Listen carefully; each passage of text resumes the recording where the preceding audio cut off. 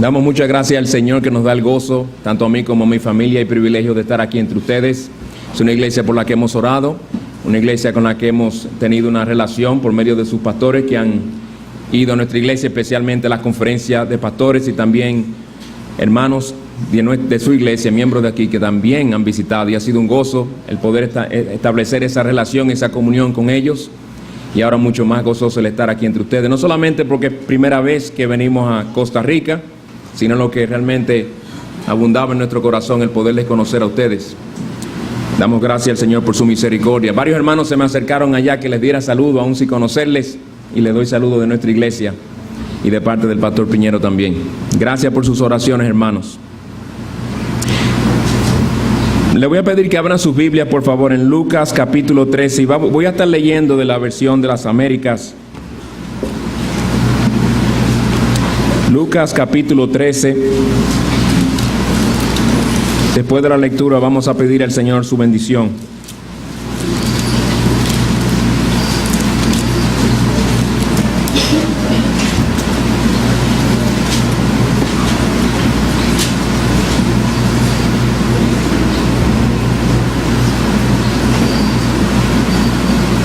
Dice el versículo 23, leeremos hasta el 30.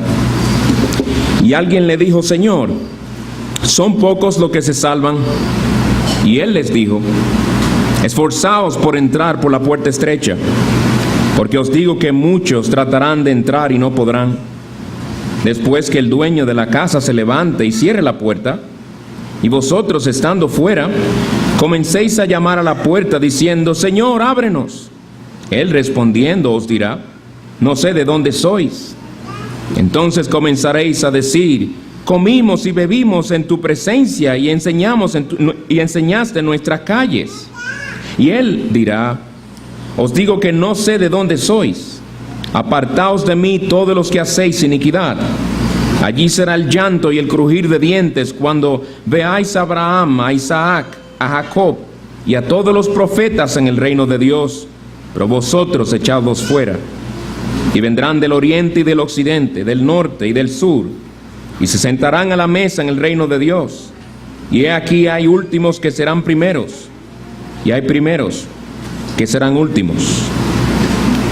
Hemos leído la palabra del Señor, hermanos. Vamos a clamar a Él y pedir su bendición sobre el estudio de esta mañana. Oremos. Señor Dios nuestro, en dependencia total de ti venimos, porque solo es tu evangelio poder tuyo para salvación. Pero si esta predicación no la acompaña el poder de tu espíritu, entrará por un oído y saldrá por el otro. Los que han venido muertos en sus delitos y pecados saldrán de este lugar tal y como entraron.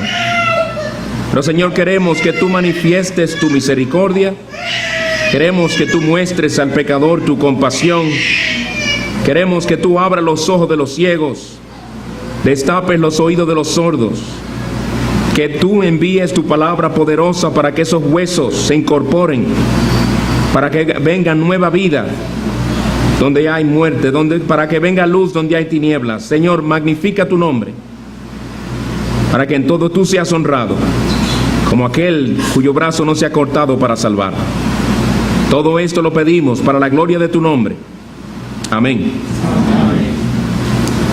El texto que vamos a estudiar esta mañana es un anticipo de algo que va a ocurrir en el futuro.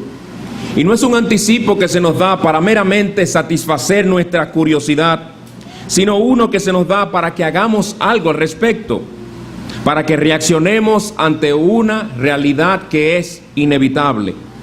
Y la única reacción a esta realidad se encuentra en la parte principal del texto que vamos a estudiar hoy, que es cuando el Señor Jesucristo dice a los pecadores: esforzaos por entrar por la puerta estrecha. Y vamos a dividir el estudio de este pasaje en tres partes, viendo en primer lugar lo que hemos llamado un cuadro profético, en segundo lugar una revelación chocante, y por último una exhortación urgente. Y como verán, vamos a estudiar el contenido de este pasaje, aunque no veremos todos los versículos, en un sentido al revés. Pero sigan lo que quiero presentar y espero que el Señor lo use para el bien, especialmente de aquellos que no conocen a Cristo. Pero antes de entrar de lleno en lo que dice el pasaje, lo que el Señor nos dice allí, quisiera hablar un poco sobre el contexto en el cual se encuentra este pasaje. Las palabras de nuestro texto en realidad son la respuesta del Señor Jesucristo a un hombre que se le acercó mientras el Señor iba de camino a Jerusalén pasando por varias aldeas. En una de esas aldeas se le acerca un individuo y le hace la siguiente pregunta al Señor: Señor, ¿son pocos los que se salvan? Buena pregunta. Señor, ¿son pocos los que se salvan? Pero uno se pregunta, ¿habrá hecho este hombre esta pregunta porque en realidad estaba interesado en saber o por mera curiosidad? No sabemos. Pero es probable que él le haya hecho esta pregunta al Señor porque lo haya oído predicar el Evangelio, y el Evangelio estaba haciendo un efecto en ese corazón y en esa conciencia. Y al verlo pasar por esa aldea se le acerca y le pregunta: Señor, ¿son pocos los que se salvan? Definitivamente no sabemos por qué le hizo la pregunta, pero algo que queda claro por la pregunta que este hombre hace es el hecho de que él estaba plenamente convencido de que había dos lugares eternos a los que uno va cuando uno muere. Porque ¿por qué hacer la pregunta? La pregunta da por sentado que él sabía que hay tal cosa como una salvación. La pregunta da por sentado que él estaba convencido de que hay algo que se llama condenación. Es uno de los dos lugares eternos a los cuales vamos. Y él se acerca al Señor con esta pregunta. Y es obvio que él sabía que nadie podía salvarse a sí mismo. Pero responde el Señor la pregunta de este hombre. No, el Señor no le responde directamente. La respuesta del Señor no fue: sí son pocos los que se salvan. La respuesta del Señor más bien fue dirigir aquella alma donde tenía que dirigirse. Como se habrán dado cuenta, el Señor lo que básicamente le dice a este hombre es: no te preocupes de si son pocos o si son muchos. Preocúpate tú por tu ser salvo. Nicodemo en Juan capítulo 3 se le acerca a Jesucristo y viene a hablarle de que yo sé que tú eres un maestro, yo sé que tú vienes de Dios, y porque nadie hubiera hecho las obras que tú haces a menos que viniera de Dios. Y el Señor no le dice gracias por ese reconocimiento. El Señor va al grano y le dice: tú tienes que nacer de nuevo. Cuando la mujer samaritana dice que tú eres un gran profeta porque se da cuenta de las cosas que el Señor le ha dicho, el Señor va al corazón y a la conciencia y a la necesidad espiritual de esa mujer y la manda a buscar a su marido para que eso sirva de un dardo a su conciencia y le llevar a reconocer que ella realmente ni era casada, y todos los maridos que ha tenido ha sido viviendo en pecado. De igual manera este hombre, el Señor no le reconoce ni lo alaba. ¿Qué pregunta más interesante me has hecho? El Señor, detrás de esa pregunta, ve a un alma necesitada y le exhorta a él esforzarse por entrar por la puerta estrecha, porque esa debió haber sido su preocupación, no la cantidad de personas que van a ir al cielo, sino que él sea uno de esos que van para el cielo. Y así hay personas que se preocupan por tantos detallitos. Se preocupan porque sus hijos vayan a la iglesia. La iglesia es muy buena para la juventud, para que no estén en las drogas y en las cosas. Yo espero que mi esposo algún día venga a la iglesia para que deje la bebida y deje de fumar. Qué bueno que tú vas a la iglesia. Qué bueno que tú eres un religioso. ¿Y qué de ti? Es la pregunta. ¿Qué de ti? Vamos a ver en primer lugar un cuadro profético. Un cuadro profético. La exhortación que el Señor da es bien clara: esforzaos por entrar por la puerta estrecha. Y amigo inconverso, me voy a dirigir a ti, y en todo este estudio principalmente me voy a dirigir a ti que no conoces al Señor Jesucristo. Yo no te conozco personalmente. Si digo algo que encaja contigo, dale gracias al Señor, que es el que te conoce y sabe tu condición. Pero todo lo que yo voy a decir, si tú no estás en Cristo, tiene que ver contigo. Porque este es el evangelio de Cristo a pecadores como tú y pecadores también como nosotros. Amigo inconverso, ¿por qué es que tú tienes que esforzarte por entrar por esta puerta? ¿Por qué es importante saber si hemos entrado por esa puerta o no? En este cuadro profético, el Señor Jesucristo nos presenta en este pasaje, nos habla de un día que viene en el que tú vas a querer entrar por esa puerta.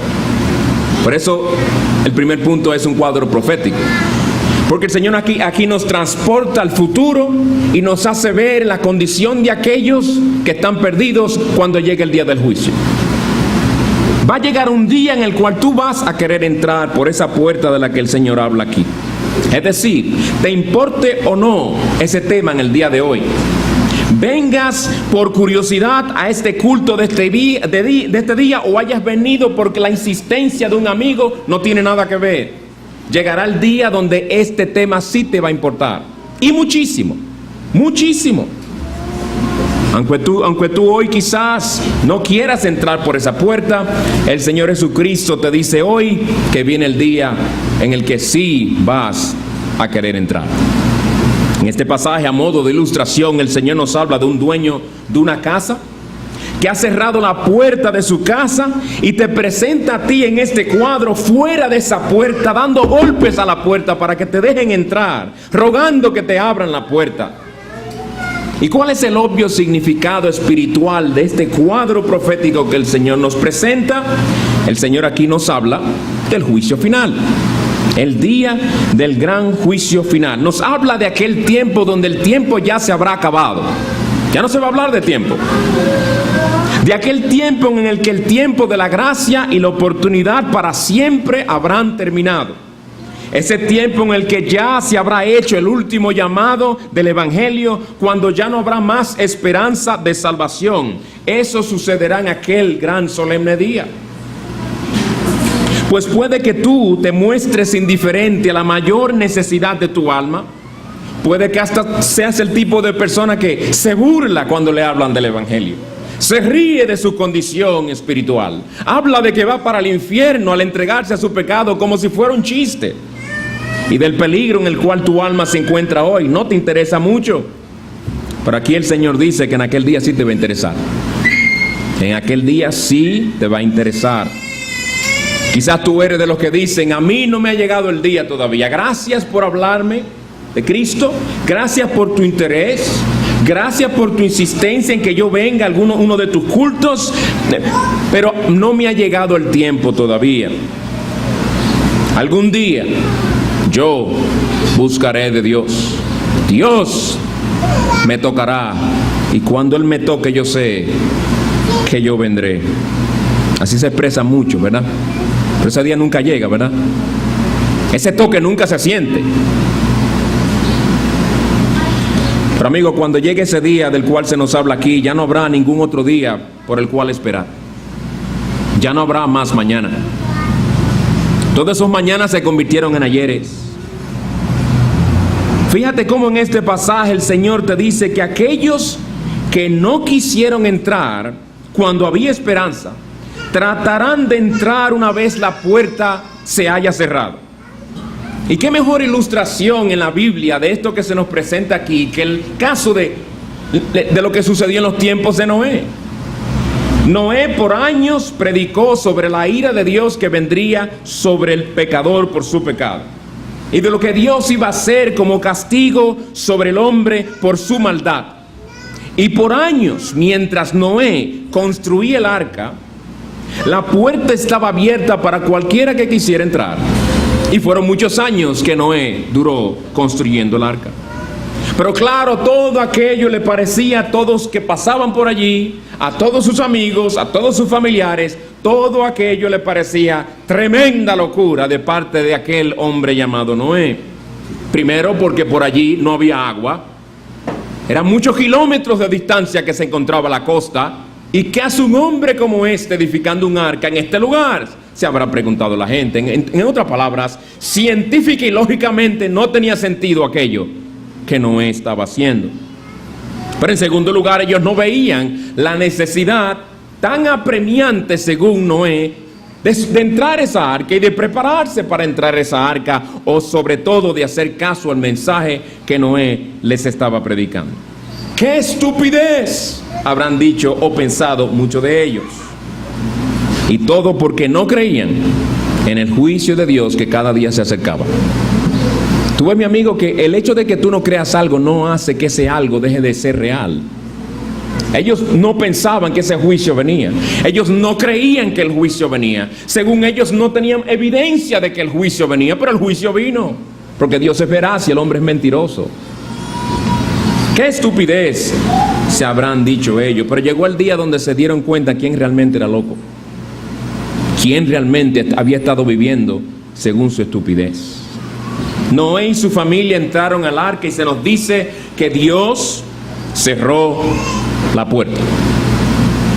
Dice en Génesis capítulo 7, pueden ir conmigo allí. Génesis capítulo 7. Van a ver un poco de diferencia, como les dije, porque estoy leyendo de la versión de las Américas. Génesis 7.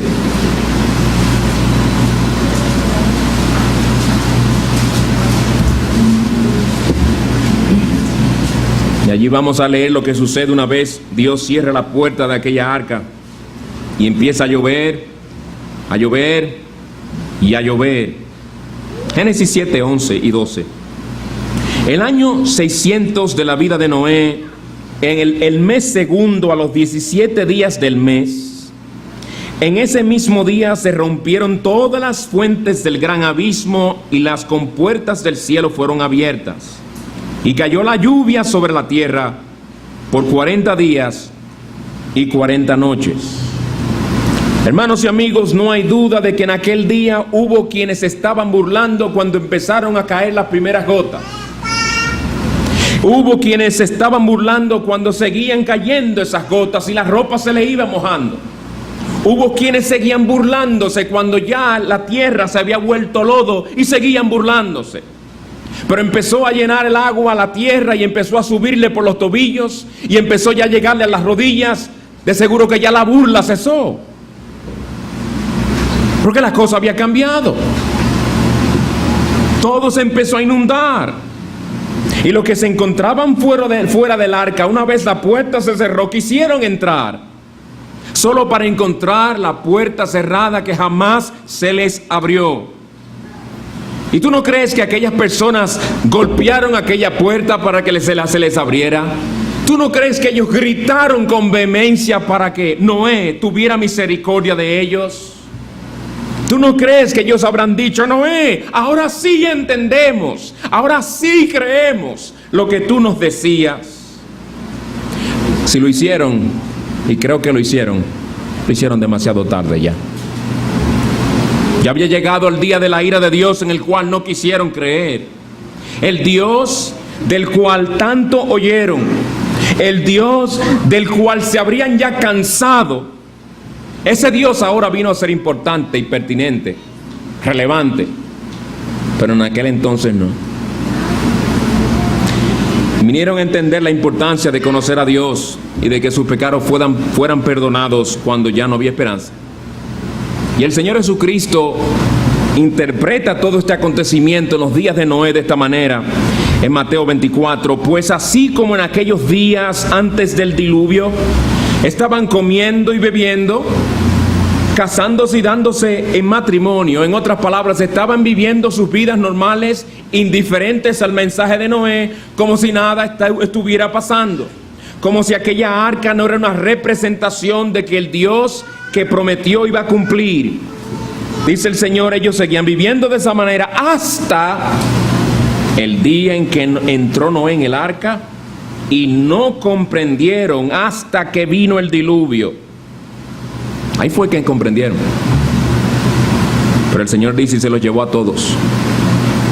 Así será la venida del Hijo del Hombre. El Señor Jesucristo hoy llama a todos los pecadores al arrepentimiento, dice en Hechos 17, 30 y 31. Y por los últimos 2000 años se ha estado proclamando el Evangelio por todo el mundo. Pero no sabemos por cuánto tiempo más se seguirá proclamando ese Evangelio. No sabemos si este será tu último sermón que habrás de oír en esta vida. Y en el llamado del Evangelio se te llama a ti a venir a Cristo para que Él te salve de tus pecados y de las consecuencias eternas del pecado. Las Escrituras te dicen: el que cree en Cristo será salvo. Te dicen: arrepentíos y convertíos para que sean borrados vuestros pecados. Y hoy el Señor te llama, diciendo: venid a mí, los que estáis cansados y cargados, y yo os haré descansar. Y te dice: si alguno tiene sed, que venga a mí y beba. Te lo dice hoy. Pero amigo, en nuestro texto el Señor te dice que viene el día en el que oirás un último sermón. Día en el que por última vez oirás el llamado a la salvación. Día en el que Dios te mirará y dirá: ya basta. Hasta aquí llega mi paciencia y mi misericordia para con este pecador, rebelde e indiferente a mi amor y gracia que le he manifestado por años al llamarle a venir a Cristo para su salvación. Basta ya de que él siga escupiendo a mi hijo, de que siga burlándose de mi hijo, de que siga pisoteando su sangre bajo sus pies. Llegará el momento donde Dios cerrará la puerta. Ese será el día en el que Dios te cerrará la puerta. No del arca, sino la puerta del Evangelio, la puerta de su gracia. Y la cerrará para siempre. De ahí la urgencia del llamado del Evangelio. De ahí que la Escritura dice: hoy es el día de salvación.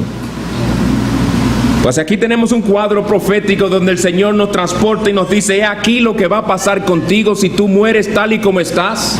Si vienes y te encuentras y llegas al día del juicio en tus pecados, tú querrás entrar y no se te va a abrir. Veamos en segundo lugar una revelación chocante que el Señor hace aquí. Una revelación chocante. El Señor nos revela aquí la manera en la que reaccionarán aquel día las personas que escucharon el Evangelio y despreciaron el Evangelio. Porque va a haber una reacción. Va a haber una reacción.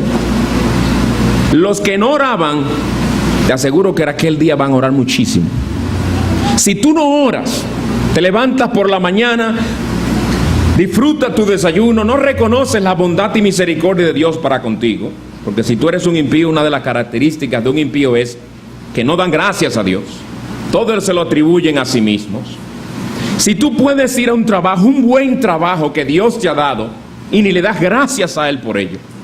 Andas por la carretera, casi te lleva otro carro, no te pasó nada, ni le das gracias a Dios. Almuerzas, cenas, tienes a tu familia, lo disfrutas, sales de vacaciones, haces un sinnúmero de cosas y todos esos privilegios que el Señor te ha dado, y no hay ni una sola acción de gracias por Él. Tú no le oras a Dios, no le conoces, no le amas, no te gozas en Él, no le reconoces en nada. El día del juicio tú le vas a querer reconocer. El día del juicio, si tú nunca has orado, vas a orar. Según este texto. Mira el versículo 25 y 26 del pasaje con el cual empezamos. Lucas capítulo 13. Lucas capítulo 13, versículos 25 y 26. El Señor nos dice que aquellas personas, cuando encuentren la puerta cerrada, van a hacer algo. Dice el versículo 25, después que el dueño de la casa se levante y cierre la puerta, y vosotros, estando fuera, comencéis a llamar a la puerta, diciendo: Señor, ábrenos. Él respondiendo os dirá: no sé de dónde sois. Entonces comenzaréis a decir, he aquí su reacción: comimos y bebimos en tu presencia y enseñaste en nuestras calles. Es interesante que aquí nadie dice: Señor, ten misericordia, ábrenos la puerta. Somos unos indignos, merecemos que se nos cierre, pero tú eres grande en compasión. Ábrenos, Señor, y déjanos entrar. Perdona nuestras rebeliones, lávanos en la sangre de tu Hijo, sálvanos de condenación. No. Comimos y bebimos en tu presencia, tú enseñaste en nuestra calle, nosotros estábamos ahí. Nosotros, es el énfasis. Méritos. A la gente le encanta aferrarse de sus méritos, que según Dios no tenemos ningunos. Estas personas basan su esperanza en el hecho de que ellos estuvieron cerca cuando Jesús anduvo por ahí, y que según ellos, Él los conocía a ellos. Señor Jesús, yo sé quién tú eres. Tú eres el predicador conocido que pasaba de aldea en aldea. Tú eres el que hacía milagros. Es más, yo estuve en una sinagoga cuando tú fuiste de visita, te dieron un rollo, lo abriste, leíste un pasaje y expusiste la palabra de tal modo que yo jamás he oído un hombre hablar con tanta autoridad. Yo estaba ahí, tú no me viste a mí, el del turbante grande.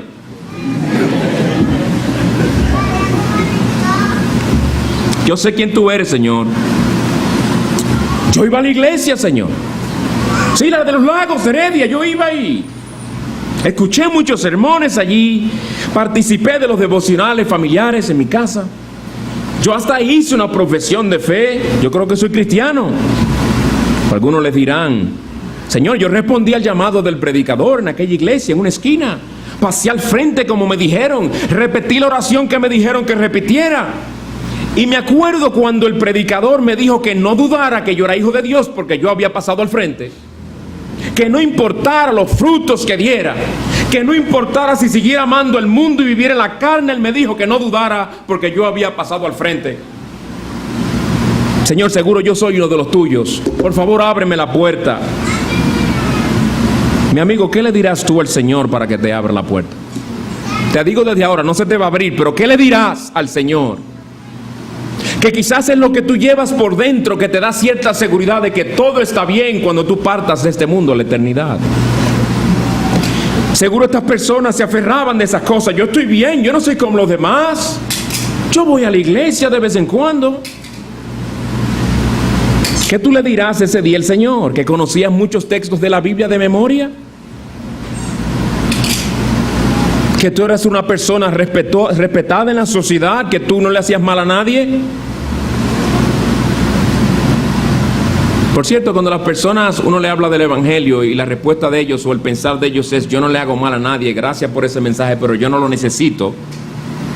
Eso es que ellos se evalúan a sí mismos en base a unas reglas y normas horizontales, en base a la gente y cómo tratan a la gente. La pregunta no es si tú le haces mal a nadie o no. ¿Qué tú haces con la ley del Dios que te gobierna a ti?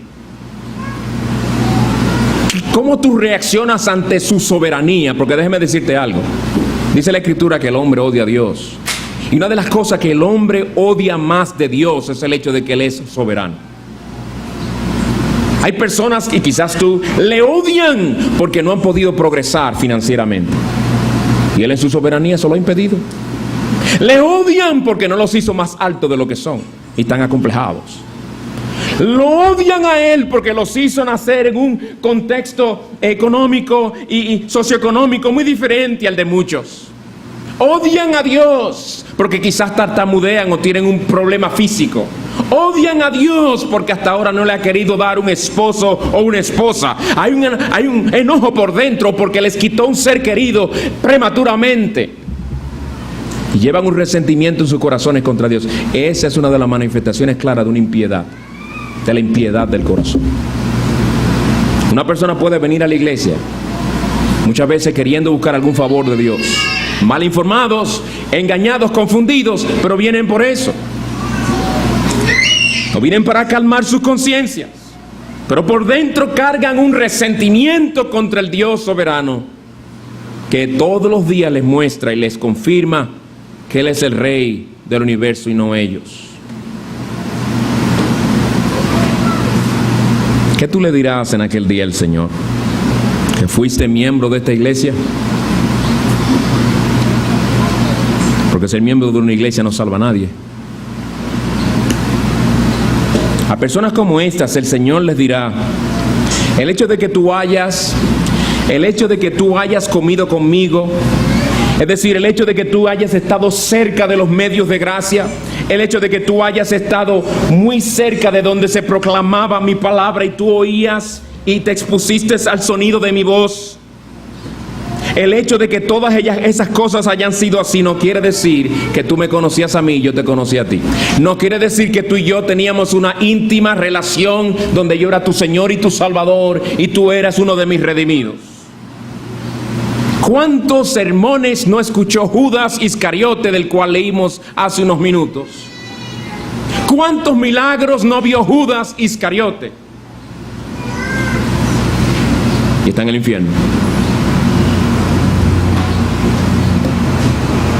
El Señor aquí le dice a ellos dos cosas. Una, que nunca hubo entre ellos una verdadera relación espiritual y salvífica. Y dos, que ellos nunca experimentaron una verdadera transformación. Por eso es que el Señor les dice: no sé de dónde sois. En Mateo 7 dice: nunca os conocí. En otras palabras, nunca existió entre nosotros una relación personal y salvífica. No se confundan. Una palabra bien fuertes. Por eso dije una revelación chocante, porque muchos llegarán el día del juicio creyendo que todo está muy bien. Y ese será el día donde se van a enterar de lo que eran. Un puritano muy bien dijo: mejor es que se nos convenza hoy de que no éramos creyentes, a que sea el fuego del infierno que nos convenza de que no éramos creyentes. Porque cuando sintamos ya el fuego del infierno y llegue esa convicción, no habrá esperanza.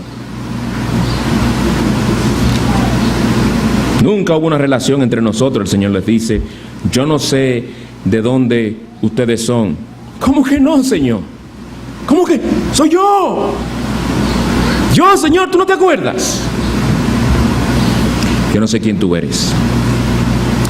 Y uno se pregunta: pero el Señor, ¿acaso el Señor no conoce todas las cosas? Esa respuesta es un poco extraña, ¿verdad? Porque si el Señor conoce todo, ¿cómo que no los conoció? ¿Cómo que Él no sabía quiénes eran? Claro que el Señor conoce todas las cosas.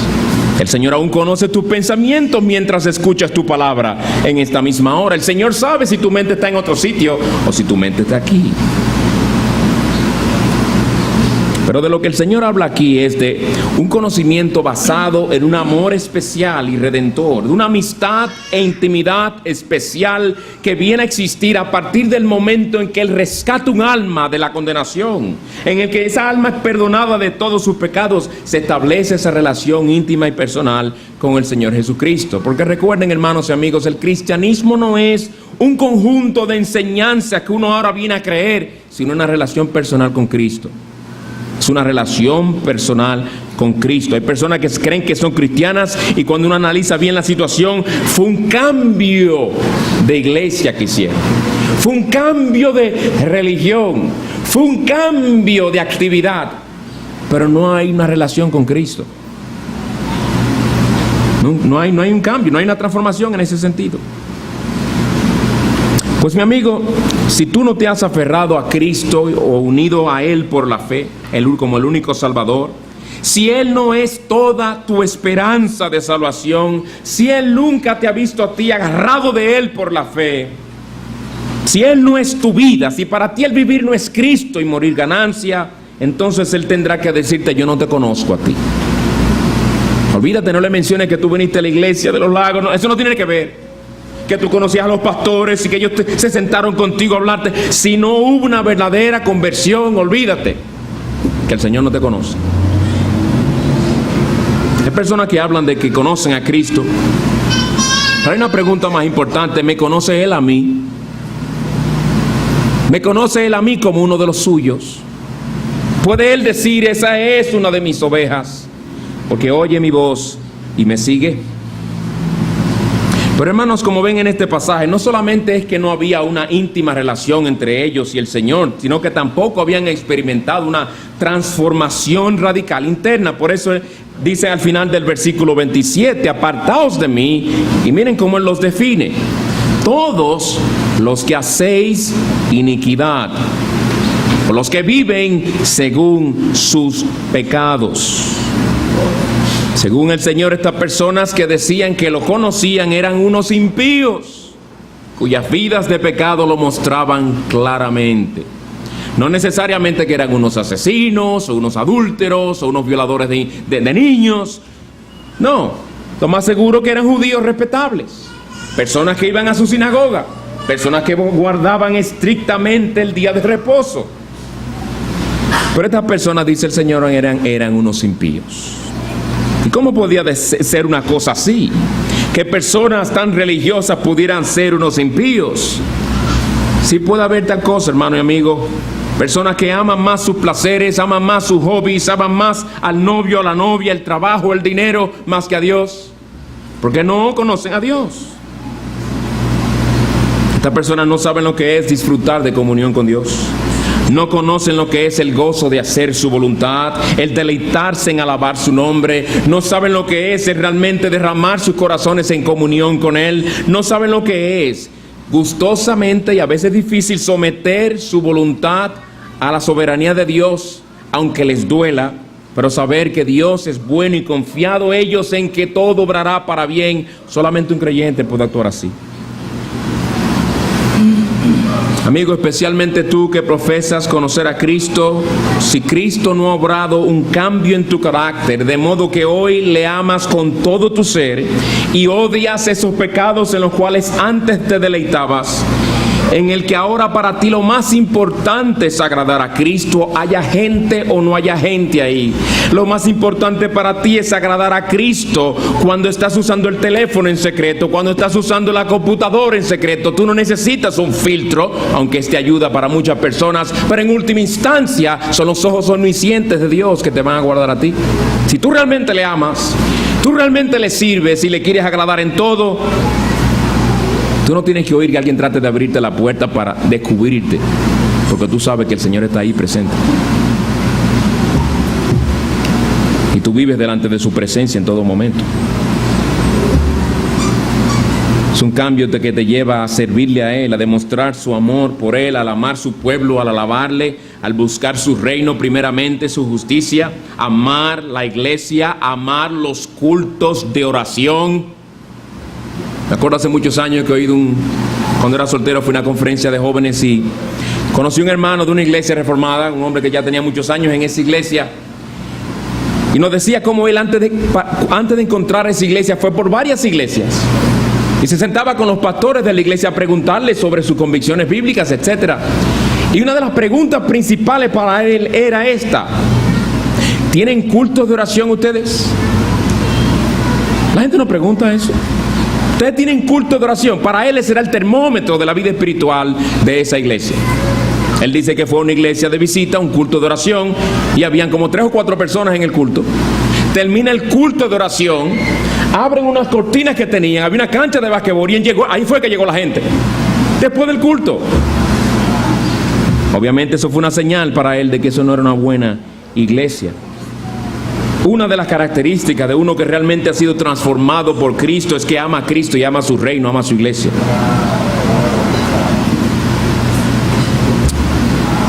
Pues será a los impíos indiferentes y a las personas como estas, engañadas y conformes con su condición sin ver cambios, esas personas como estas que el Señor les dirá: apartaos de mí. 3 palabras: apartaos de mí. 3 palabras que tienen peso eterno. Hermanos y amigos, es chocante oír al Señor Jesucristo hablar de esa manera, ¿verdad? Y lo digo porque lo que más comúnmente vemos en el Señor, al leer los evangelios, lo que vemos es al Señor con sus brazos abiertos, llamando a los pecadores a venir a Él. Como Él les dice a aquellos impíos de Israel que la habían despreciado: ¿cuántas veces quise juntar a tus hijos como la gallina junta sus polluelos y no quisiste? Brazos abiertos, llamando al pecador a venir a Él, grande en compasión y misericordia. Oímos al Señor decir: venid a mí, los que estáis cargados y cansados, y yo os haré descansar. Lo vemos invitando, llamando, exhortando, instando, insistiendo a que los pecadores vengan a hallar salvación en Él, para que sean perdonados, reconciliados y rescatados para siempre. Pero el mismo que dice: venid a mí, ahora le oímos decir: apártate de mí. Es algo chocante. No es común ver al Señor hablando de esa manera. Hoy muchos le dicen a Cristo: apártate de mí, y Él no se aparta de ti, mi amigo. Por eso te trajo a oír el evangelio de nuevo. Con tus actitudes, tu indiferencia, tú le dices a Cristo: apártate de mí. Llegará el día donde Él te va a conceder esa petición, lamentablemente, si tú mueres sin Cristo. Pero mientras hay esperanza, Él todavía no se ha apartado de ti. Los gadarenos le dijeron al Señor: vete, cuando murieron todos aquellos cerdos, y el Señor le concedió su petición, se montó en una barca y se fue. Para muchos de ustedes el Señor no le ha concedido la petición de apartarse de ti realmente. Tú sigues recibiendo los beneficios del sol que Él hace salir sobre justos e injustos, la lluvia que hace caer sobre buenos y malos. Tú sigues disfrutando de todas esas cosas. Tú sigues oyendo el evangelio de una manera u otra. Tú sigues recibiendo el buen testimonio de un cristiano que tú sabes que no es como aquellos otros que tú mismo llamas hipócritas, que dicen con sus bocas y niegan con sus hechos lo que dicen. No, pero aquel que está allí, aquella que está allí, que trabaja conmigo, que es familiar mía, es diferente. El evangelio de Cristo ciertamente es poderoso para cambiar y transformar. Apártate de mí, dirá el Señor. Si alguna vez tú te has preguntado cómo será la experiencia de ser condenados por la eternidad, a los tormentos del infierno, si te has preguntado alguna vez lo que implicará el llanto y crujir de dientes de lo cual el Señor habla en este texto, lo que significará el ser atormentados por una eternidad sin fin, eso queda resumido en las palabras: apártate de mí. El Señor Jesucristo es la fuente de toda vida, la fuente de todo gozo, de felicidad, de paz, de bondad, de amor, de luz, y muchas de esas cosas tú las has disfrutado en este mundo y la sigues disfrutando. Tú no sabes lo que es estar apartado de Dios por siempre. Estar apartado de Él es vivir en tinieblas para siempre. Es vivir en un lugar donde la Biblia llama un lugar de tormentos eternos, donde el fuego no se apaga y el gusano nunca muere. Cuando el Señor Jesucristo diga: apártate de mí, no hay abogado que pueda interceder por ti. Ya no habrá más esperanza. Un cuadro profético donde el Señor Jesucristo habla de qué harán aquellas personas a quien se les cierre la puerta. Comenzarán a tocar y a clamar. Una revelación chocante: no valdrá el que las personas hayan estado tan cerca de Jesús, que hayan oído el mensaje del evangelio, si no respondieron a ese mensaje. De nada les valdrá el día del juicio. Pero por último, una exhortación urgente. Una exhortación urgente tenemos aquí en este pasaje, que es el énfasis de todo el pasaje. Y es por encontrarse en la condición, es por encontrarte en la condición que tú te encuentras, mi amigo, y por la poca importancia que le das a la condición espiritual en la cual te encuentras, que el Señor te dice en el versículo 24: esforzaos por entrar por la puerta estrecha. Te voy a decir el significado de la palabra esforzaos en el idioma original, no para que tú pienses que yo sé griego, porque si lo piensas vas a creer una mentira. Yo no sé griego, ni es para impresionarte, sino porque es importante que entiendas el énfasis de lo que el Señor está diciendo aquí. La palabra esforzaos es el griego agonizomai. La palabra agonía viene de ahí, o está relacionada con esa palabra, donde viene el verbo agonizar, que entre otras cosas quiere decir hacer todo lo que uno pueda, y ese es el contexto en el que se usa aquí. Hacer todo lo que uno pueda hacer con tal de conseguir o lograr algo, aún hasta el punto de uno sufrir. No que se nos llame aquí a sufrir para ser salvos, sino que está hablando de la intensidad con la cual debemos procurar ser hallados en Cristo para salvación. El Señor dice: esfuérzate por entrar por la puerta estrecha, y el esfuerzo que Él quiere que tú hagas